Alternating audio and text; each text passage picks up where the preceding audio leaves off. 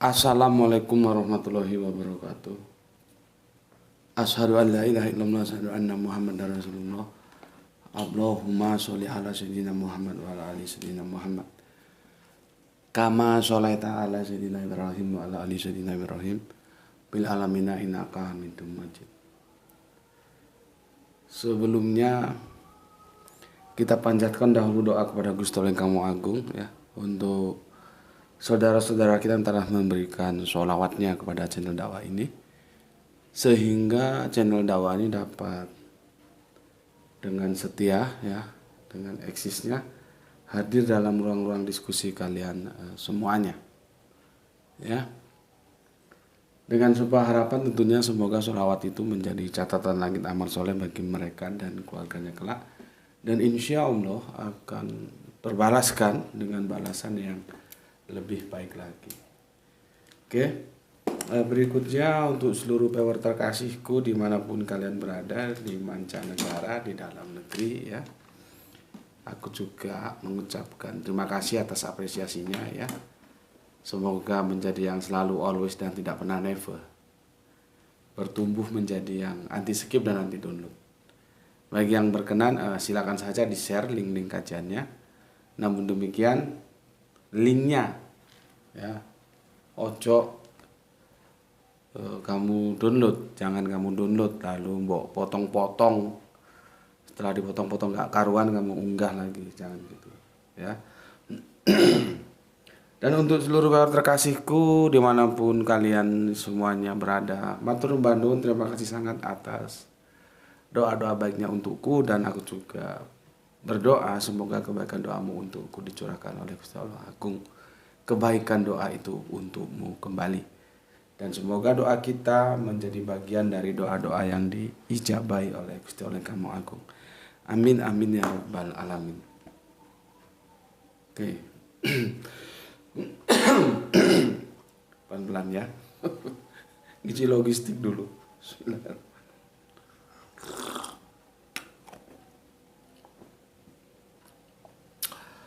Kita sampai di penghujung ya, maka ini adalah seri 3 tamat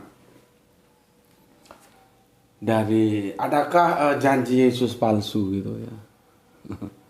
Ini seri 3 tamat. Ini tamat. Besok kita bahas apa? Yang mau request monggo silahkan ya. Ini aku hapus dulu enggak ya? Enggak dulu lah ya. Sepertinya nanti takutnya ada yang perlu aku mau jelaskan ya. Yang jelas aku masih fokus ke sini. Lukas 3:24 ini. Kan permasalahannya di sini. Yang direquest oleh teman kita kan. Aku fokus ke sini. Ya. Kalau yang ini sudah aku jelaskan ya. Aku harga mati ya, bahwa Firdaus itu sorga. Itu enggak bisa hanya orang goblok yang membantah itu. Ini ada kok. Sayangkan gerai itu sakit kalau enggak tak tunjukkan ke sini. Ya, di sini ada di kamus Alkitab, atau kamu search di Google itu dijelaskan, dan sama penjelasannya sama persis. Ya, aku jelaskan ya, aku bacakan. Jadi di belakang itu ada kamus Alkitab, kita cari Firdaus ya, yang nanti terus kemudian paradise itu ya. Kamu cari huruf F, nanti ketemu dia ya. Ada awalnya itu ada, dimulai dari Farisi, terus Felix, terus Pestus, terus Filistin, baru terakhir Firdaus. Aku baca pelan-pelan ya, supaya otak-otak yang goblok-goblok itu bisa pintar. Masalahnya ya begitu, dogma itu akan menjadi tumpul kerangka berpikir seseorang kalau sudah teracuni dogma ya.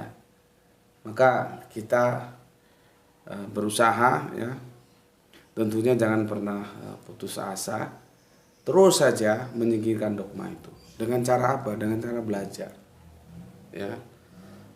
Alkitab menjelaskan begini. Firdaus, ya, keadaan semula di mana Allah langsung hadir pada manusia. Dalam kurung Kejadian 2 sampai 3. Ya, kalau itu menukil ke Perjanjian Lama. Ada di Kejadian 2 sampai 3. Itulah yang disebut suasana Firdaus. Yang kemudian kan karena Adam melakukan dosa, maka terpisahlah manusia dengan Allah. Jadi yang memisahkan manusia dengan Allah itu dosa. Awalnya ya menyatu. Karena berbuat dosa, nah, akhirnya terpisah. Dan kemudian dosa itu dikapitalisasi oleh Paulus, jadilah dosa waris. Yang sudah kita bantah beberapa waktu lalu ya, tentang episode Adam itu bukan harafiah. Ya, itu sebuah gambaran yang menjelaskan itu Perjanjian Lama dalam sebuah metafora, perumpamaan. Ya, makanya kalau aku ngomong bahwa kita bersatu dengan Allah, itu jangan kamu terus terima sebagai harafiah. Jadi ketika manusia belum berbuat dosa, dia bersatu dengan Allah. Seperti yang dikatakan dalam kitab Perjanjian Lama, yaitu Kejadian 2 dan Kejadian 3. Semuanya itu. Itulah disebut Firdaus dalam Perjanjian Lama. Sekarang dalam Perjanjian Baru gimana ya? Ini aku baca. Dalam Perjanjian Baru dipakai sebagai nama lain. Dalam kurung bahasa Persia. Nama lain apa? Nama lain untuk sorga. Terus kurang jelasnya apa? Kalau bukan karena otak goblok, karena dogma kan masa ya Allah. Sudah jelas kata Alkitab, dalam Perjanjian Baru dipakai sebagai nama lain dalam kurung bahasa Persia untuk sorga. Artinya Firdaus itu nama lain dari sorga. Ya mungkin sorga ada berapa, salah satu sorga namanya Firdaus gitu loh. Jadi mau diubek kemana saja kalau otaknya nggak goblok, Firdaus itu ya sorga. Ini loh yang ngomong, bukan aku. Aku hanya menjelaskan ke kalian supaya gobloknya hilang. Yang ngomong ini Alkitab. Ya. Terus tempat apa Firdaus itu? Tempat kemuliaan orang-orang yang telah meninggal. Jadi orang-orang yang telah meninggal itu ditempatkan di satu tempat. Nanti kalau kita belajar ke tempat itu ada lagi nanti di menjelang eskatologi ya. Mulai kita sudah dekat kitab Wahyu itu nanti kita nemukan nama tempat namanya Hermagedon. Itu kan pernah untuk jadi judul film nggak salah. Hermagedon itu juga nama. Nah, ini juga nama Firdaus, ini nama tempat kemuliaan orang-orang yang telah meninggal. Nah, Firdaus itu nama lain untuk sorga. Mana mungkin orang bajingan bisa masuk Firdaus? Ya, tempatnya orang-orang yang mulia di mana? Ya di sorga, masa di neraka? Cuman dua tempat, enggak surga neraka, surga neraka, neraka surga, neraka surga. Enggak ada ceritanya bajingan masuk di tempat-tempat yang surga, enggak. Gampang, ini gampang kok ya, bukan sesuatu yang artinya sebetulnya tidak perlu ada perdebatan Firdaus itu surga atau tidak. Enggak perlu. Kalau taat terhadap Alkitab dan otaknya sedikit pintar. Sedikit saja. Memang akhirnya jadi goblok karena dogma. Karena kalau ini dipahami dengan surga, dia akan benturan. Dan benturan itu tidak terhindarkan terhadap Matius 6:1, Matius 6:9, kemudian Yohanes 20:17 dan Yohanes 14:2. Karena ini semua mengarah pada satu tempat yang namanya surga. Terus ini dia bilang hari ini, padahal di ini belum. Ini bilang hari ini. Nah, sekarang jadi bagiku final ya, ini surga. Nama lain untuk surga. Di sini dijelaskan ya. Aku ulangi lagi, dalam perjanjian baru dipakai sebagai nama lain. Untuk apa? Untuk sorga. Jadi harga mati. Ini nama lain untuk sorga. Karena aku bukis, aku harus melihat penjelasan Alkitab. Alkitab bilang begitu. Ya. Oke. Jadi dia benturan dengan ini. Karena dengan ini, karena faktanya hari ini, sedangkan di sini masih perlu 1 bulan 10 hari, karena 40 hari lamanya baru dia naik ke surga. Kok dia bilang hari ini di surga ya? Nah, aku akan jelaskan lagi ke hari ini, karena masalah Firdaus di surga atau tidak sudah clear bagiku. Harga mati sesuai apa pernyataan Alkitab, dia adalah nama lain untuk surga. Oke. Sekarang aku mau jelaskan tradisi dari Kristen Gnostik. Ya. Nah, mungkin kamu bingung ini, ngapain juga baca Kristen Gnostik? Waduh, anuku di sana, handphoneku. Graito, tolong bapak sebentar le, ambilin handphone le. Bapak terlanjur duduk di sini. Graito, tolong ambilin handphone sebentar. Bapak terlanjur duduk di sini, gimana ini? Kamu keluar sebentar, berupayalah. Dia lagi sakit demam, ya. Bapak lupa belum ambil handphonenya. Jadi aku akan jelaskan tuh di depan tuh tentang Gnostik ya. Mungkin ada yang bingung kenapa jelasin Gnostik, ya nanti kamu tahu rangkaiannya. Ya. Mana? Oke, dah. Sebelum itu aku bacakan dulu sebagai bentuk apresiasiku ya untuk kalian semua ya. Aku bacakan komen-komen yang masuk semuanya. Oke. Ini tamat ya, janji Yesus ini tamat. Janji Yesus. Bentar. Di mana ini? Seri 2, seri 3. Ini kemarin kita kemarin seri 2 ya.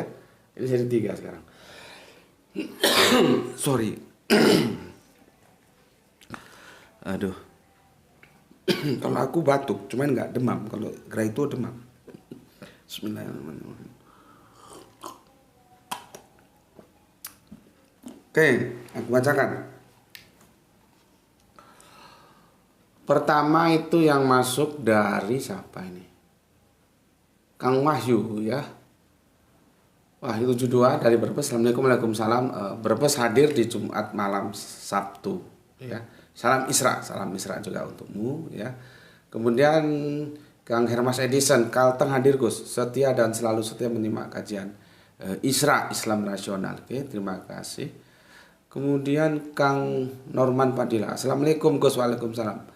Balik papan tetap menyimak. Semoga Mas Graito menjadi penerus Gus Betik. Betapa besarnya berkahmu punya Bapak super mumpuni. Gus titip salam buat Mas Graito, semoga cepat sembuh. Amin amin ya rabbal alamin. Terima kasih atas doanya, semoga cepat sembuh ya. Karena aku nggak bisa kalau nggak dibantu dia ngunggah-ngunggah. Ya, terima kasih atas doanya Kang Mas Norman Padilla ya. Salam juga untuk keluarga yang ada di Balikpapan ya. Iya benar Balikpapan ya. Berikutnya Kang Nurkolis, Brebes hadir ngaji, sehat selalu dan salam Islam rasional guru. Oke, salam Islam rasional juga untukmu. Kemudian Soleha kita Aisyah dari Surabaya. Assalamualaikum warahmatullahi wabarakatuh. Turut hadir mengaji Gus. Monggo Mbak, monggo sekecaaken. Kemudian Sahlan Gipari menjelang setelah 1 jam tayang. Ya. Cuaca sejuk selepas hujan dan macet parah di seputar kota Bandung. Waduh, ayak naon putar-putar kotanya.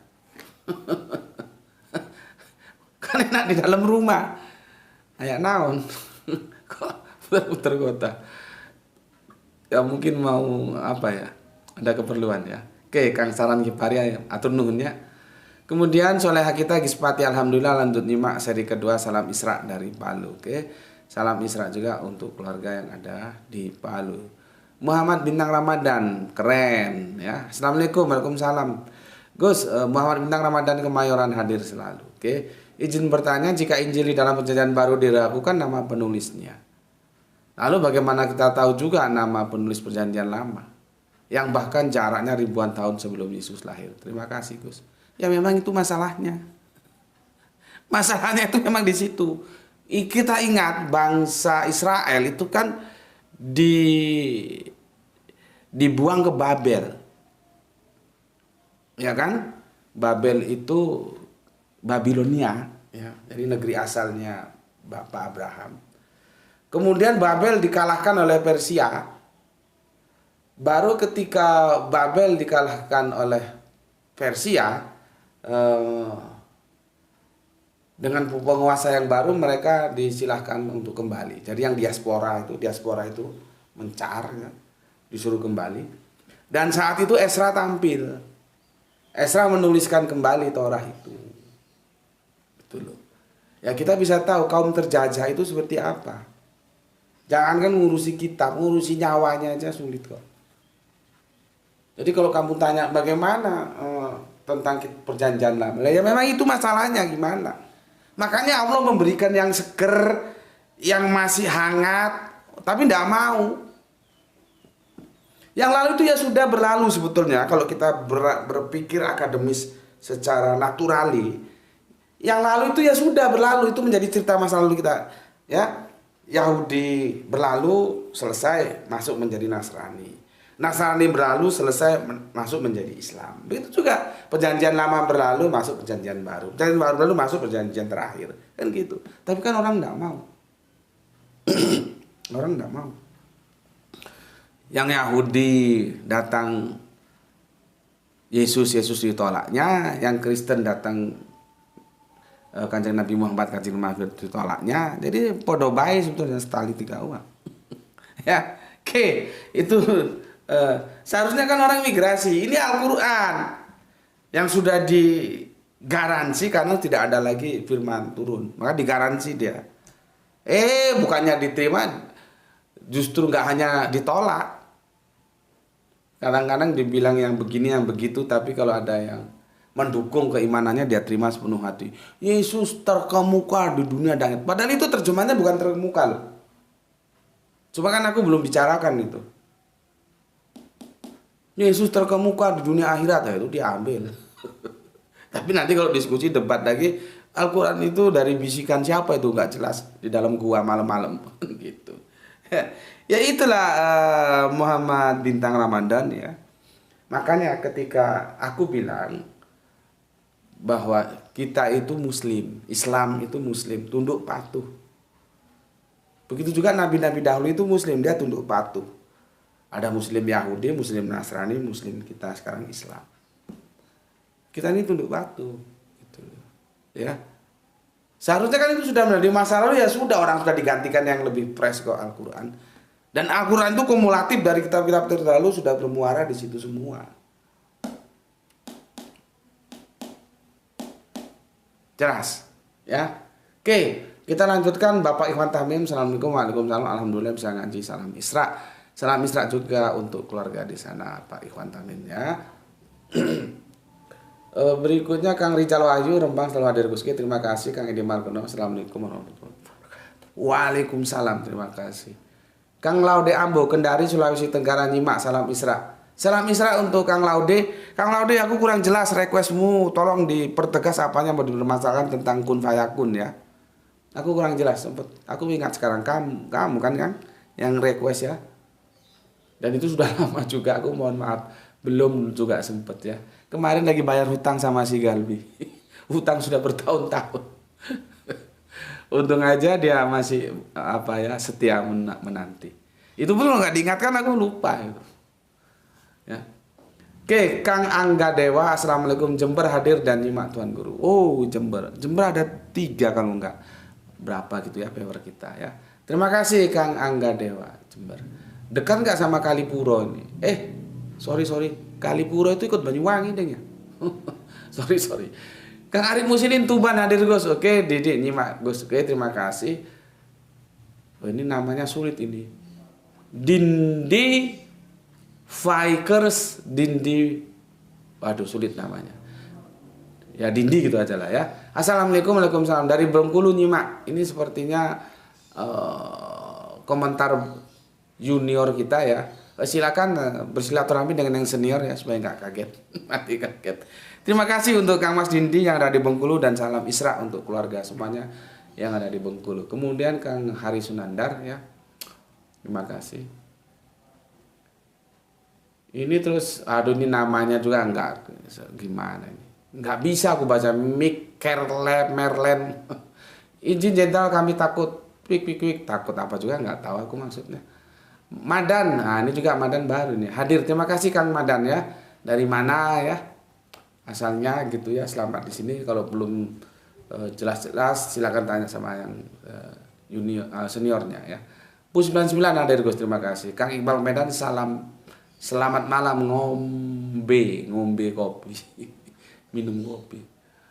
Kemudian Kang Pep Hendrawan salam Isra Bandung, Kota Kembang.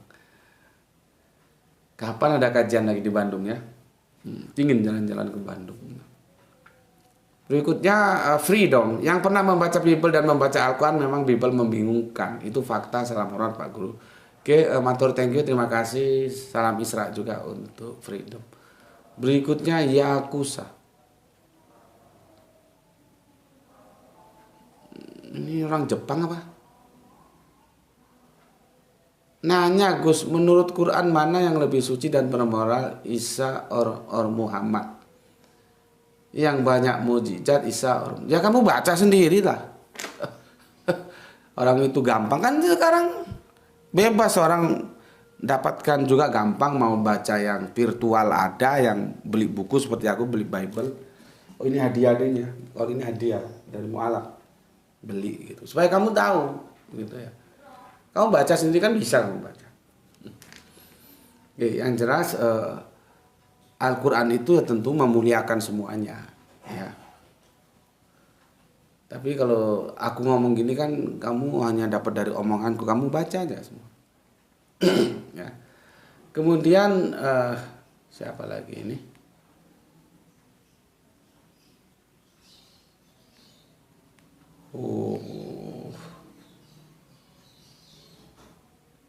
Banyak yang gonta-ganti nama, aku nggak tahu apakah itu orang yang sama namanya digonta-ganti supaya keren atau gimana, nggak tahu, jadi males bacanya ya. Oke, itu aja yang menurutku layak untuk mendapatkan apresiasi, yang lainnya males lah. Ya, nggak jelas. Jadi begini, tradisi Gnostik ya itu membagi Yesus menjadi dua ya. Gnostik itu begitu, dan ini ditolak oleh Kristen mainstream, ditolak ya. Ini aku hapus lah ya, ini sudah berulang kali kok aku ingatkan ini ya, aku hapus. Dan ini tidak sama dengan pemahaman Kristen umum ya. Kristen Gnostik juga di Indonesia ada nggak populasinya, nggak tahu ya. Tapi setidaknya sebagai pengetahuan ini kan harus kita apresiasi juga. Ini masalah diterima atau ditolak itu urusan masing-masing. KG gitu aja ya, singkat ya. Kristen Gnostik. Ya. Ini ya. Ini kalau baru kena air begitu dia, nggak bisa bagus tulisannya. Oke. Kristen Gnostik itu membagi Yesus menjadi dua. Ada Yesus apa ini? Yesus ragawi. Ya. Ada Yesus apa lawannya ragawi? Rohani. Gini loh. Ya. Dibagi dua gini. Ada Yesus ragawi, ada Yesus rohani. Nih, ini ya. Jadi begini. Dengan demikian di kalangan Gnostik, aliran Basilides yang menyusun traktatnya dibaca nggak? Ini udah setengah jam. Traktatnya itu begini. Sang penyelamat berkata kepadaku, dia yang kau lihat ada di atas sebuah pohon bergembira dan tertawa adalah Yesus yang hidup. Tetapi yang satunya lagi yang kaki dan tangannya dipantek paku adalah bagian ragawi dari dirinya.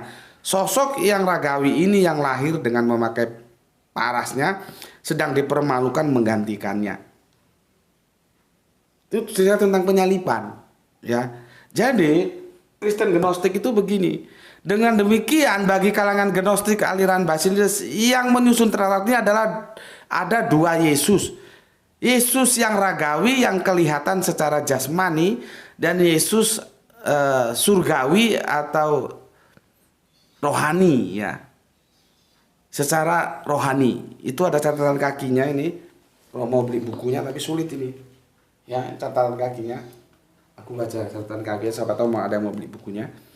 Kaitan dokumen traktat kedua Set Agung dengan kalangan Kristen Gnostik Basilides tampak dalam tafsiran dokumen ini terhadap peristiwa penyaliban Yesus. Tentang hal ini lihat pengantar ke dalam dokumen ini oleh Joseph A. Gibson dalam James M. Robinson at the Neck Hammadi Library in English halaman 362. Ya.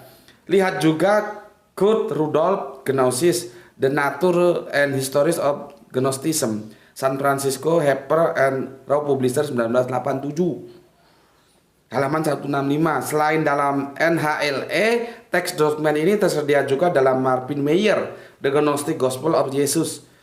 Oh, bagus ini, The Gnostic Gospel of Jesus. Ya, nggak tahu berapa duit harganya. The Definitive Collection of Mystical Gospel and Secret Book About Jesus of Nazareth, New York, HarperCollins Publisher, tahun 2005. Halaman 243-260. Nih, literasinya ini. Kalau mau belajar tentang, nggak tahu nih kena nggak nggak ada itu. Nih ya, kalau itu kamu mau belajar tentang Gnostik, silakan tuh diambil atau dibeli. Nggak tahu berapa duit itu. Apanya namanya literasinya ya. Jadi menurut mereka yang disalib itu yang ini. Dia mau ya. Yang disalib itu yang ini loh, yang raganya. Yang ini nggak disalib. Menurut Gnostik. Makanya ini diceritakan tertawa-tawa di atas pohon. yang rohaninya tertawa-tawa di atas pohon. Tapi bagaimana cara memahami Yesus dibagi menjadi ragawi dan rohani ini? Kan ya ribet juga. Ya. Karena apa? Seperti ini nanti ya. Dalam hal kita misalkan mendiskusikan kebangkitan itu agak ribet loh. Ya. Terjadi pergeseran antara rohani dan ragawi itu pergeserannya gimana? Gitu. Ya. Nanti kalau kita bangkit itu seperti apa? Apakah jasmaninya tetap seusia berapa? Seusia begini. Kalau rohani ya mungkin gak ada berubah ya. Itu kan terjadi pergeseran antara ragawi dan rohani. Dan mulai sekarang teman-teman Kristen silakan berpikir, ketika nanti kalau ya, aku sih sebenarnya nggak percaya Yesus turun lagi itu terjadi pergeseran ragawi dan rohaninya enggak. Kalau sampai sekarang sudah berapa ribu, 2022 tahun itu usianya, seberapa itu manusianya? Apa ragawinya masih ganteng, gagah atau sudah peok? Benar itu diskusikan ya, karena kalian percaya. Itu teman-teman Islam juga yang percaya nanti Yesus turun lagi, coba diskusikan. Ini masalah yang pelik ini, pergeseran antara ragawi dan rohani. Kalau aku kan tidak percaya ya, dan alasannya sudah aku bikin dalam 11 video ya. Kanjeng Nabi Isa tidak akan turun lagi. Ya, jadi dalam kalangan Kristen Gnostik, Yesus itu bisa terbagi dua menjadi Yesus ragawi dan Yesus rohani. Jelas ya? Jelas. Oke. Sekarang tajuknya, adakah janji Yesus itu palsu? Kalau kita baca Lukas 23:43. Ya. Lukas 23:43. Ya, buka kitabmu supaya kita sama-sama enak. Jadi harus sama-sama buka kitab. 23 43 yang di request teman kita. Kan begini bunyinya. Kata Yesus kepadanya, aku berkata kepadamu, sesungguhnya hari ini ada waktu, hari ini juga engkau akan ada bersama dengan aku di dalam Firdaus. Teksnya bilang begitu, mau diapain lagi? Nah, sekarang kita menguji, bener nggak ini? Sebelum masuk ke sana, aku menggunakan Five Gospel. Nih, ya. Aku tahu teman-teman menolak. Aku hanya menunjukkan bahwa aku pakai referensi. Ya, kalau menurutku Five Gospel ini statusnya sama dengan kritik hadis. Dia mengkritik hadis mana yang sahih, mana enggak. Karena ini isinya sami mawon. Kalau warna hitam, Yesus did not say. Artinya Yesus nggak pernah bilang begitu. Nanti ada warna pink, itu ada lagi penjelasannya ya. Nah, setelah aku teliti, aku baca ulang ya. Ini loh, Yesus 23 ayatnya yang ke-43. And Jesus said to him, I swear to you, today you will be with me in paradise. Firdaus. Bahasa Inggrisnya menjadi paradise. Jangan lagi ngomong nanti Firdaus itu bukan paradise ya. Memalukan. Jangan lagi kamu ngomong seperti kemarin-kemarin. Yesus itu bukan Isa. Kenapa? Namanya beda. Abraham itu bukan Ibrahim. Namanya beda. Itu kan goblok. Memalukan. Lihat ini. Di sini ditulis paradise. Paradise. Ya, kan ada lagu tentang apa dia? Lagunya Phil Collins kalau nggak salah ya. Bercerita tentang paradise. Ya, aku ulangi. And Jesus said to him, I swear to you today, you will be with me in paradise. Kalau ini, dia nggak ngomong paradise. Dia ngomong Firdaus. Jangan lagi kamu ngomong, itu lain. Gus Beti, itu Firdaus, ini paradise, beda. Ibrahim, Abraham, beda. Yesus, apalagi, Isa, beda.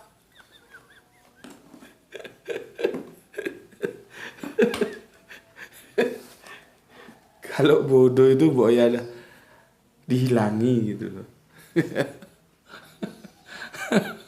Kalau bodoh itu boya dihilangi. Oke. Tapi masih ingat ya guidingku ya. Ingat. Sebetulnya di sini polemiknya banyak, seperti berapa jarak salib. Kok masih bisa omong-omongan jarak salibnya berapa? Apalagi orang dalam kondisi digebukin kok masih sempet-sempetnya diskusi gitu. Nanti kamu dan aku ya hari ini ada di Firdaus. Kok sempet-sempetnya ngomong? Yang heran apakah Lukas ada di bawah salib itu? Iya, Lukas ada di bawah salib itu sehingga dia dengar omongannya Yesus dengan salah satunya itu. Coba otak dipakai.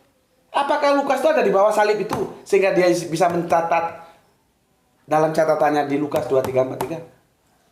Coba sih kita aktualisasikan dalam dunia nyata gimana? Ini salib, jebret, terus di sana salib, kanan salib, kiri salib, terus dia ngomong dengan salah satunya itu, ya, kau dan aku hari ini ada di Firdaus. Terus Lukas dengar, yang lainnya lagi congean mungkin, jadi nggak dengar. Matius nggak dengar, Markus nggak dengar, Yohanes nggak dengar, yang dengar cuma Lukas. Apa begitu? Sehingga dia saja yang dengar. Dia saja yang menulis. Coba otak itu dipakai. Gitu loh. Ya, otak itu dipakai. Maka kalau aku lihat di sini bold. Ya, bold dia. Hitam. Nih, hitam. Artinya Yesus did not say. Yesus tidak mengatakan ini. Nih, cuman aku lagi bilang sekali lagi, ini literasi. Aku tidak memaksakan Anda Kristen harus percaya itu. Anda tolak ya terserah, tolak aja, itu hakmu. Tapi setidaknya aku berbicara atas dasar literasi. Yesus itu tidak pernah mengatakan ini. Maka, adakah janji Yesus palsu? Sebetulnya yang palsu itu bukan Yesusnya yang memalsukan janji, tapi yang menulis ini. Ini artinya tidak pernah dikatakan oleh Yesus, tapi ditulis sama si Lukas. Masalahnya di sini. Ya, nanti kita bawa kalau masih sempat kita bawa ke tentang kedatangan yang kedua. Kamu masih percaya ada kedatangan yang kedua? Yesus datang lagi. Sedangkan ini aja sudah seperti itu. Apakah benar Yesus akan mengatakan bahwa dia akan datang lagi? Coba. Orang ini aja sudah seperti itu kok. Padahal di kitab Wahyu itu sudah ditulis begini ya. Kitab Wahyu aku bacakan. Makanya di Mampir Ngombe itu ada teman Kristen yang asli yang mana? Lu nggak pernah mikir sih kitab lu itu asli enggak? Yang namanya asli itu apa? Tidak ditambahi, tidak dikurangi. Nah ini apa kebenaran di kata-kata Yesus ini? Kan enggak, berarti kan ditambahi. Itu asli namanya.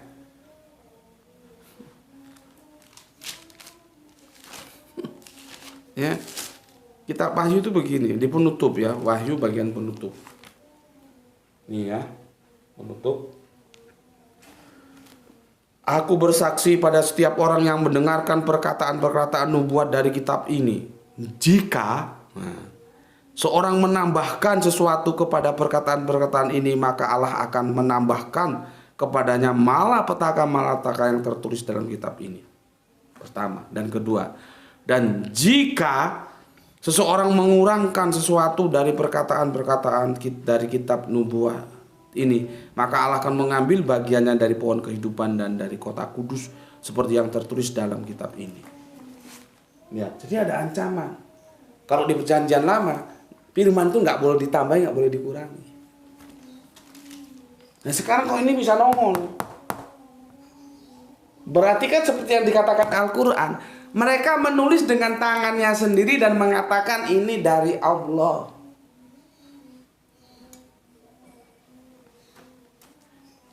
Ini yang di Mampir Ngombe itu yang teman Kristen itu tanya-tanya itu, ya bukan tanya sih dia, mau menyangka supaya lihat ke sini ya. Karena aku di Mampir Ngombe belum sempat. Aku lagi menunaikan hutangku untuk memenuhi requestnya Kang Muhammad Galbi. Ya. Ini belum lagi yang tentang apa perempuan yang berzina itu, ya. Jadi bagaimana ini? Sedangkan ya, kamu buka di Kisah Para Rasul ya. Kisah Para Rasul yang pertama. Coba buka. Kisah Para Rasul. Ini kitabnya lama banget. Jadi agak lengket-lengket. Kisah Para Rasul begini ya.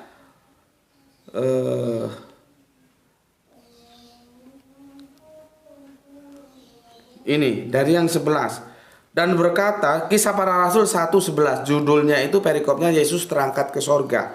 Aku bidik langsung yang mau aku jelaskan ya. Karena kalau dibaca semua nanti habis waktunya, ini sudah 38 menit.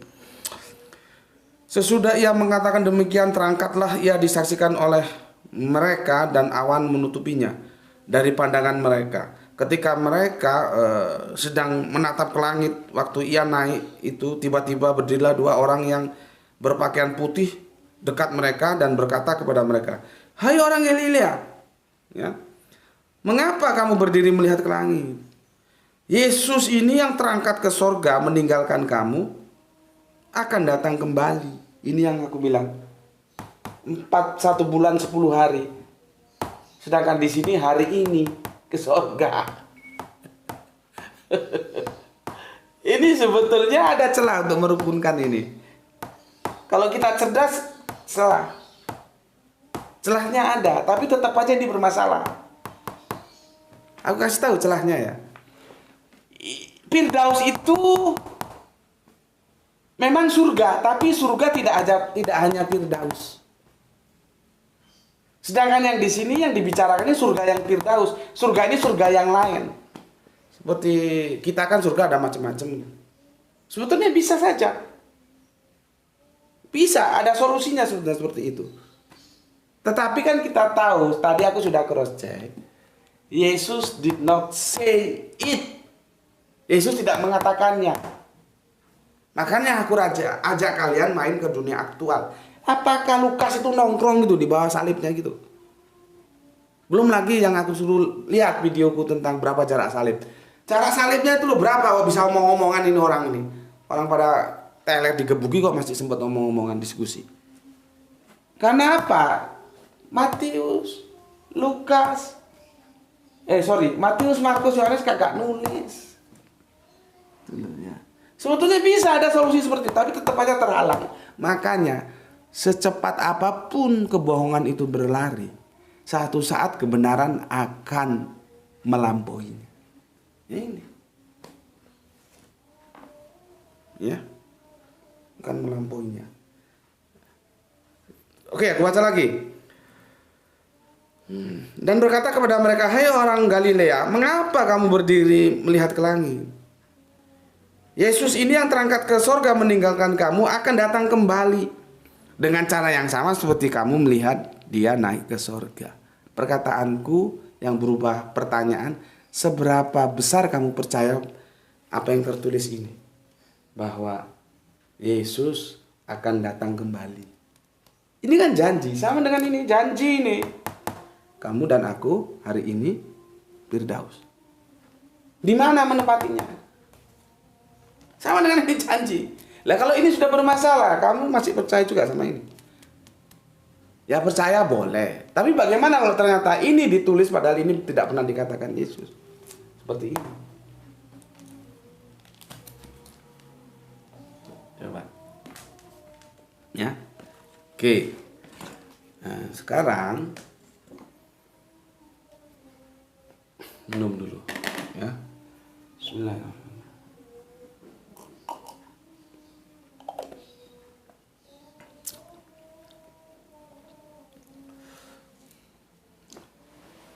Oke, ulangi ya. Sekarang begini.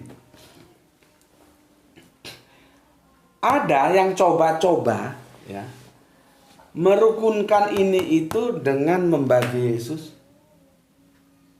Mana ini? Tisunya nggak ada. Oke, yang membagi Yesus seperti ini, Kristen Gnostik. Ya, ada yang coba-coba. Maka pesan dari aku, kalau kamu membagi Yesus dalam Lukas 23:43 ini, ya, sebagaimana Kristen Gnostik membagi Yesus ragawi dan rohani, maka konsekuensi logisnya kamu harus menerima kerangka berpikir Kristen Gnostik. Jangan Kristen Gnostik kamu anggap sesat, bidat, yang jelek-jelek. Tapi ketika kamu ketemu blunder, kerangka berpikir Gnostik kamu katakan, maka kamu gunakan sebagai apologetik. Karena di sini hari ini, oh benar hari ini mereka sudah ke surga, ke Firdaus. Apanya? Rohaninya. Terus ragawinya tetap. Terus gimana? Ya itu yang diambil sama si Sobogui. Yusuf Arimatea dari atas tiang itu diambil, itu raganya. Ya. Terus yang dikasih minyak-minyak tuh, balsam-balsam itu raganya. Terus yang di apa namanya itu? Seperti orang Islam itu, karena Islam dengan Yahudi itu sama perlakuannya terhadap jenazah. Di apa namanya itu, kain putih itu loh. Lupa aku sampai error. Kain putih. Aku kalau error hal yang sepele juga terlupakan. Padahal aku sering menggunakan kata itu yang apa namanya, tidak ada sakunya itu loh, ya. Itu yang dikasih kafan ya. Yang dikasih kafan itu ragawinya. Rohaninya udah kemana? Udah ke surga. Berarti dia membagi ini. Ya nggak apa-apa sih, aku nggak apa-apa. Kalau kalian mau meminjam kerangka berpikir Kristen Gnostik, ya silakan saja. Tapi mbok yao lah. Yang berpikir itu linear. Jangan pada saat kamu menolak penyaliban Yesus dengan cara berpikir Kristen Gnostik yang membagi Yesus ragawi dan rohani, sehingga kamu katakan bidat. Tapi salah satu sisi kamu menggunakan kerangka berpikir Kristen Gnostik bahwa benar hari ini ke Firdaus apanya rohaninya? Karena dia terbelenggu, kalau tak bawa ke sini dia nggak bisa jawab. Di sini 40 hari, 1 bulan 10 hari, baru ke surga. Di sini juga, di sini juga, di sini juga. Sedangkan ini hari ini. Maka untuk bisa merukunkan pakai cara seperti itu, yang di sini, yang di sini, yang di sini, yang di sini, itu adalah yang rohani. Sementara yang dibalsemi, dikafani, terus dimakamkan oleh Yusuf Arimatea, kemudian dijaga, terus ketemu Maria Magdalena. Nah itu, nah kan bergeser lagi.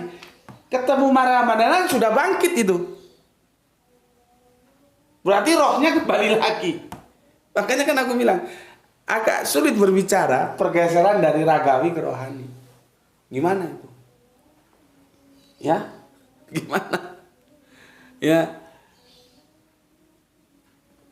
Sulit kan? Ketika sudah mati, terus rohnya masuk lagi gitu. Ya. Berarti rohnya datang dari Firdaus gitu. Yang jadi masalah, ya. Yang jadi masalah, lihat, kita mau cari kemana data bahwa rohnya Yesus dan rohnya salah satu siapa namanya itu yang dijanjikan itu benar-benar ke Firdaus. Itu kita dapat data dari mana? Nggak ada ceritanya. Itu loh, ya. Nggak ada ceritanya. Jadi mau dibawa kemanapun ini blunder. Blunder ini mau dibawa kemanapun. Ya. Maka lebih aman kita terima informasi dari gospel. Memang Yesus tidak pernah mengatakannya. Yesus did not say it. Yesus tidak pernah mengatakan begitu. Yang mengatakan begitu Lukas.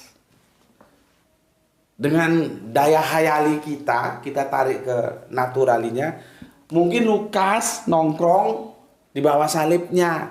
Sementara Matius, Yohanes, Markus kagak nongkrong. Jadi cuma dia doang yang tahu. Maka ditulis.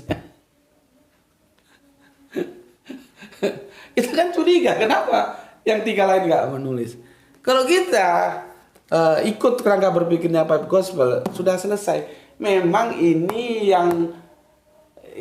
bukannya Yesus bikin janji itu palsu. Tidak. Tapi Yesus memang tidak berjanji. Yang memalsukan yang nulis ini. Itu satu. Ya. Yang kedua, kalau kamu sudah tahu seperti ini, bagaimana kamu akan percaya terhadap kisah para rasul tadi yang aku baca, bahwa Yesus mau turun lagi. Karena sama-sama berita yang dijanjikan, sama dengan yang dijanjikan. Dengan melihat ini kamu masih percaya berita itu. Ya, ruwet, jelimet karena kita lari dari satu ayat ke ayat lainnya. Tapi bagaimanapun alhamdulillah sudah sampai ke muara, ke akhir cerita ya. Di seri yang ketiga tamat. Itu yang bisa aku bagikan untuk saudaraku. Siapa itu yang pesan? Aku lupa ya. Maaf, sorry, lupa namanya. Kalau kamu setuju ya silakan diterima. Kalau nggak setuju juga ya jangan diterima, tidak ada masalah ya. Yang jelas kamu tanya, aku jawab sesuai dengan apa yang aku tahu, seperti itu ya. Jadi ini untuk menjawab teman kita yang merequest Lukas 23:43. Dan aku mengambil kesimpulan Yesus tidak pernah mengatakannya. Maka ini adalah ayat yang ditambahkan. Dan ini juga untuk teman-teman Kristen menjadikan sebuah perenungan juga. Kan sudah dikatakan, jangan ditambah, jangan dikurangi. Nyelonong ini ayat. Gitu, ya. Oke. Terakhir untuk seluruh viewer terkasihku, jaga Islam, jaga Allah, jaga Kanjeng Nabi, jaga Al-Quran, jadikan dia bingkai dalam imanmu yang kokoh, bingkai kokoh, ya. yang nggak oleng, nggak miring. Jangankan kena Supermi 1 kardus, kena pabrik Supermi juga kamu tetap kokoh. Ya, jangankan cuma Supermi 1 kardus. Kalau kena Supermi 1 kardus terus dia murtad, itu ya wassalam. Nah, di sini kita membangun kecerdasan dengan diskusi seperti ini secara akademis. Orang kalau sudah cerdas, sudah tahu mana benar mana salah, jangankan dikasih kok sebungkus ya. Sekerdus Supermi, jangankan sekerdus, kok sekerdus. Dikasih pabrik Supermi pun dia tidak mau. Dia tetap mempertahankan kebenaran yang dia miliki dari studi, dari pengetahuan. Itulah perlunya kerangka berpikir akademis gitu ya. Jadi jaga itu semua dalam bingkai imanmu ya.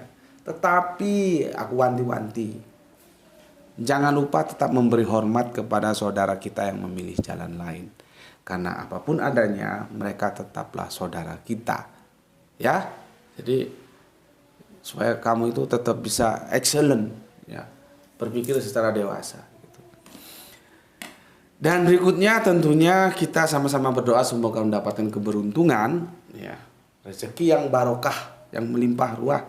Lu yang kaya-kaya gue ingetin ya, lu harus naik haji.